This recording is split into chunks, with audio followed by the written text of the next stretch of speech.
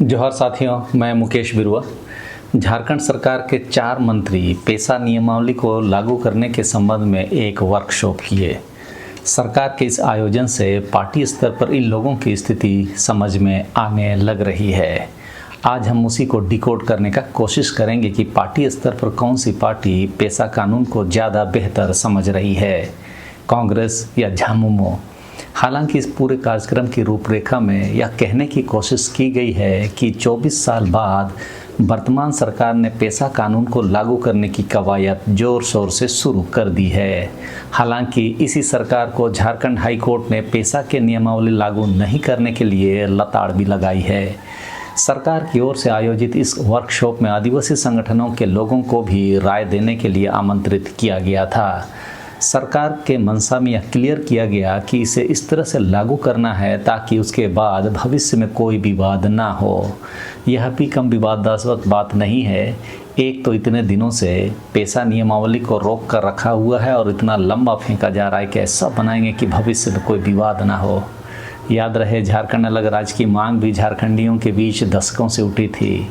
झारखंड अलग राज्य मिला, लेकिन आदिवासियों को क्या मिला? तो हमें भाषण पर नहीं, शासन पर ध्यान देना है। मीठी मीठी बात बोलकर सरकार अपनी जिम्मेदारी से पीछे नहीं हट सकती। ऊपर से यह भी समझने की बात है कि इतना दिनों से जो विवाद हो रहा है उस पर खुद सरकार का मुंह नहीं खुलना उस विवाद को आगे ही बढ़ा रहा था।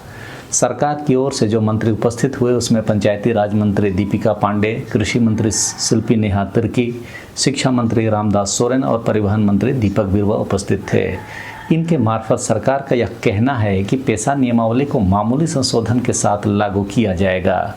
अब यह शब्द मामूली इस्तेमाल किया गया है, इस पर व्यापक बहस की आवश्यकता है। सरकार की नज़र में मामूली संशोधन को स्पष्ट करने की ज़रूरत है। सरकार कहती है कि मामूली संशोधन, लेकिन यह भी ब्रीफिंग में कहा गया कि जो भी आदिवासी संगठनों के एक्सपर्ट हैं उनके सुझावों को भी ध्यान में रखा जाएगा।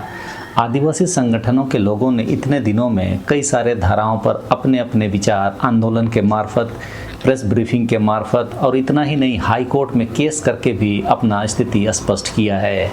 वह तो सरकार थी जो इन आदिवासी संगठनों के प्रस्ताव को स्वीकार नहीं कर रही थी, जिस कारण ही झारखंड सरकार को झारखंड हाई कोर्ट में लताड़ मिली कि पेशा नियमावली को 2 महीने के अंदर लागू करो। मामूली संशोधन जिसे सरकार समझ रही है, वास्तव में आदिवासियों के लिए वह मामूली संशोधन बहुत ही खतरनाक है।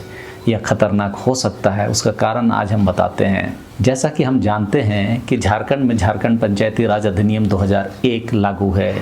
अभी का जो पेशा नियमावली है वह इसी अधिनियम के अंतर्गत धाराओं का इस्तेमाल करके अधिनियमित किए जाने का प्रयास झारखंड सरकार की ओर से हुआ है। जबकि संविधान की धाराओं पर अगर आप ध्यान दें तो पेशा नियमावली वहाँ काम करेगी जहाँ पंचायत नहीं काम करेगी। इसे आप सरल भाषा में ऐसे समझ सकते हैं कि देश में पंचायत कानून लागू हो गया, लेकिन आदिवासी इलाकों में वह पंचायत कानून को लागू करने से भारत का संविधान मना कर रही है, अनुच्छेद 243M। तो झारखंड सरकार जो मामूली संशोधन बोल रही है वह क्या है, उसे स्पष्ट करना जरूरी है। नहीं तो आदिवासी समाज ठगा हुआ महसूस करेगा, जिसके लिए व्यापक आंदोलन भी छिड़ सकता है।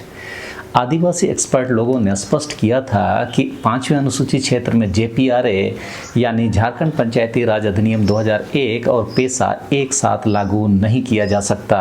वही बात मैंने ऊपर 243M के नाम पर स्पष्ट किया कि जहां पंचायत है वहां पेशा नहीं होगा और जहां पेशा होगा वहां पंचायत नहीं होगा। यह संविधान की धारा अनुच्छेद 243M और 243M4B ये सब पूरी प्रक्रिया स्पष्ट रूप से बताती है।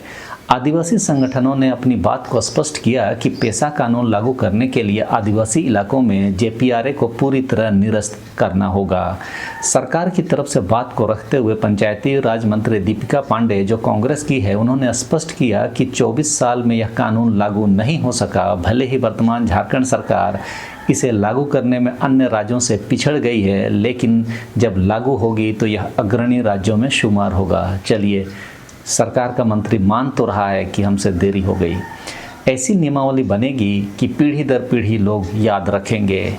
इनकी बातों से तो नरेंद्र मोदी का जुमला याद आ गया। बाकी आप बात को समझ लीजिए। इन्होंने भी अपनी बातों को रखने के लिए भाषण का सहारा लिया, जबकि इन लोगों को चाहिए था कि पेशा नियमावली का जो ड्राफ्ट पब्लिक के लिए सामने लाया गया है उस पर बिंदुवार सामाजिक संगठनों और सामाजिक अगुओं की राय ली जानी चाहिए थी। लेकिन ये अभी भी कह रहे हैं कि जब बनेगी तो पीढ़ी दर पीढ़ी याद रखेगी, यानी भविष्य की बातें जो निश्चित नहीं है वहाँ आपको धकेला जा रहा है। इनका बयान को हम हल्का मान सकते हैं। कृषि मंत्री शिल्पी नेहा तिर्की के अनुसार राज्य सरकार चाहकर भी पेशा कानून के साथ छेड़छाड़ नहीं कर सकती। अच्छी बात है। आगे ये कहती है कि 5वें अनुसूचित क्षेत्र में पेशा कानून लागू हो गया तो गैर आदिवासी सदान का क्या होगा, ऐसी शंका लोगों में है, जबकि संविधान सभी व्यक्तियों को अधिकार देने की बात करता है। हमें समझना होगा कि आदिवासी सुरक्षित और खुशहाल रहेंगे तभी सभी खुशहाल रहेंगे। देखिए, कहने के लिए तो ये भी खानापूर्ति बयान ही दे रहे हैं। सरकार यदि पेशा कानून में छेड़छाड़ नहीं कर सकती तो इतने दिनों तक उसकी नियमावली क्यों नहीं बन पाई? सरकार के खिलाफ आदिवासी संगठनों को न्यायालय का शरण क्यों लेना पड़ा? बात स्पष्ट है कि शिल्पी नेहा तिर्की जी भी पेशा कानून और संविधान के बारे में सही से अध्ययन करके नहीं आई थी। अब तक निशा उरांव और गैंग ने जो छिछालेदर हेमंत सरकार की कार्रवाई हुई है उसका जवाब इन लोगों को देना चाहिए, लेकिन भाषण ही लेकर आई तो वही उन्होंने भी दिया। शिक्षा मंत्री रामदास सोरेन ने कहा कि कानून को लेकर भ्रम की स्थिति पैदा की जा रही है, लेकिन सोचने वाली बात है कि भ्रम की स्थिति तो राज्य सरकार की तरफ से निशा उरांव जी ही फैला रही थी, ना कि कोई और, जिसे हटाने में झारखंड सरकार को सालों लगे। फिर कह रहे हैं कि जो भी भ्रम की स्थिति पैदा की गई उसी को दूर करने के लिए खुले मंच पर झारखंड सरकार सबकी राय ले रही है। आम सहमति बनाकर ही इसे लागू किया जाएगा। जो सुझाव आए हैं उसे समाहित करने की पूरी कोशिश होगी। विलंब तो हो गया है, लेकिन सरकार इसे लागू करने के लिए सभी को विश्वास में लेना चाहती है। इसका सीधा मतलब है कि सरकार ने जो भी तर्क हाईकोर्ट के सामने दिए हैं वह पूर्णतः नौकरशाहों के इशारों पर दिया गया है। उसका झारखंड सरकार और उनके मंत्रियों से कोई लेना देना नहीं है। सोचकर देखिए कि जब आप जनता के खिलाफ ही हाईकोर्ट में तर्क दे रहे थे उस समय याद नहीं आया कि सुझाव भी लेना है। जो भी प्रतिनिधि बनते हैं सभी चुनकर आते हैं जनता के बीच से।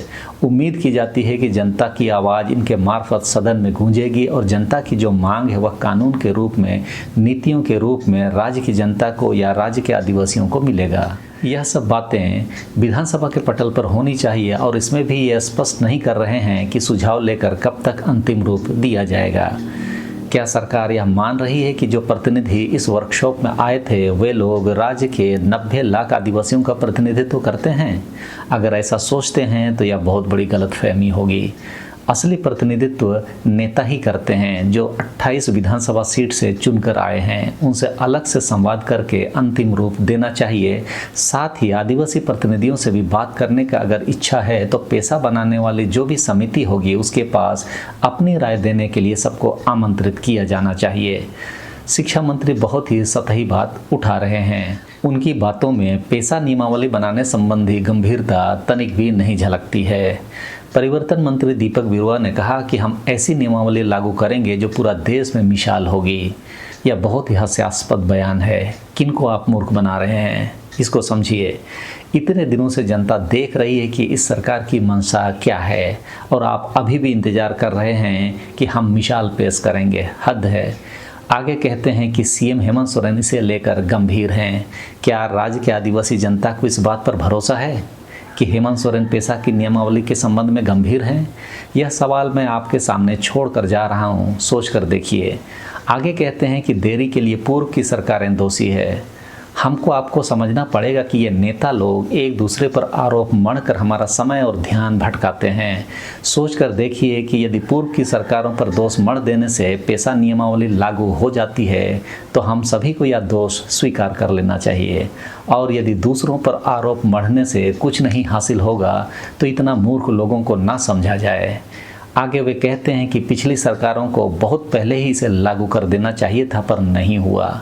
पिछली सरकारों में तो शिबू सोरेन की सरकार भी थी, हेमंत सोरेन की सरकार भी थी। आगे वे कहते हैं कि अब हमारी सरकार इसे लागू करने की दिशा में गंभीर है, और इसकी गंभीरता तो ऐसी है कि न्यायालय भी इनको फटकार रही है कि 2 महीने में आप लागू करो। ऐसी गंभीरता का क्या फ़ायदा? आगे वे कहते हैं कि कार्यशाला में जो भी विचार आए हैं उसे समाहित करने का प्रयास किया जाएगा। वास्तव में देखा जाए तो जो भी पेशा की ड्राफ्ट नियमावली बनी है उसके एक एक बिंदु पर वहाँ पर 5 सितारा होटल में ही सही चर्चा होनी चाहिए थी। ऐसे जनरलाइज्ड भाषण एक दूसरे का सुनकर हमको नहीं लगता कि कुछ हासिल किया जा सकता है। पेशा की मूल भावना को न ये नेता लोग समझ रहे हैं और न ही झारखंड सरकार।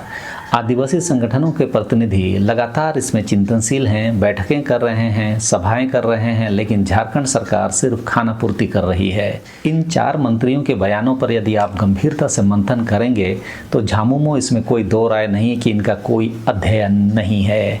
कांग्रेस की गंभीरता दूरगामी परिणाम को हासिल करने के हिसाब से तो तुलनात्मक रूप से बेहतर लगती है, लेकिन झामुमो बहुत सतही स्तर पर ही पेशा को देख रही है। मुझे लगता है कि आदिवासियों को झामुमो से बहुत ज़्यादा उम्मीद नहीं करनी चाहिए। इस मामले में कांग्रेस तुलनात्मक रूप से ज़्यादा विचार कर सकती है, ऐसा मुझे लगता है। झामुमो के अंदर बौद्धिक लोगों की कमी है, यह स्पष्ट दिख रहा है। अब भी यदि ये लोग नहीं समझेंगे तो एक बार सत्ता से कभी चले गए तो फिर दोबारा ज़िंदगी भर ये लोग नहीं आ पाएंगे। मेरी जो समझ है पेशा के बारे में, मुझे लगता है कि सभी आदिवासी समुदाय को समझना जरूरी है कि जो पेशा है वह आदिवासी समाज की सामाजिक और सांस्कृतिक व्यवस्था को अधिकार देने के लिए है। हमें यह ध्यान देना होगा कि इस नियमावली में व्यक्ति को अधिकार की बात केंद्रित नहीं है, बल्कि समाज को अधिकार देने की बात है। कहने का मतलब है कि सामाजिक व्यवस्था बोलने से हम अक्सर मानकी मुंडा या माझी परगना जैसे व्यवस्था पर केंद्रित हो जाते हैं, लेकिन एक व्यक्ति को अधिकार देने से आदिवासी समाज के अधिकार सुरक्षित नहीं रह सकते। हमने देखा भी कि कोल्हान में एक गाँव बिद्दरी है, वहाँ कोई बाहरी आदमी स्कूल बना रहा है। पता है ज़मीन किसने दिया? मुंडा ने। उसी तरह मोजोडिमा में भी एक समय में नेतरहाट की तर्ज पर स्कूल बनाने की शुरुआत हुई थी। वहाँ पर भी काम की शुरुआत वहाँ के स्थानीय मुंडा की सहमति पर ही शुरू हुई थी।